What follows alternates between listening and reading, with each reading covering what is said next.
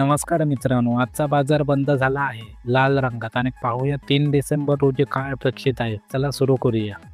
कालच्या सत्रात निफ्टी 50 आणि BSE सेन्सर दोन्ही लाल निशाणात बंद झाले. मिड कॅप, स्मॉल कॅप तसेच बँकिंग, मेटल सारख्या सेक्टरवर दबाव होता. तसेच परकीय गुंतवणूकदारांच्या विक्रीमुळे बाजारावर ताण होता.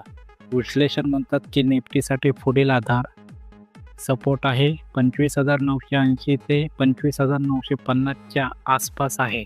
जर या झोनवर बाजार टिकला तर 26,140 ते 26,160च्या स्तरावर परत रिबाउंड होण्याची शक्यता आहे. त्यामुळे 26,300 पर्यंत वाढ होऊ शकते. पण ही सपोर्ट खाली गेली तर 25,860 ते 25,700 किंवा अगदी 25,300 पर्यंत खाली येऊ शकते. म्हणजे 3 डिसेंबरला बाजार हलका दबावात असू शकतो, पण जर सपोर्टला गाठ टिकली तर चांगली रिकव्हरी दिसू शकते.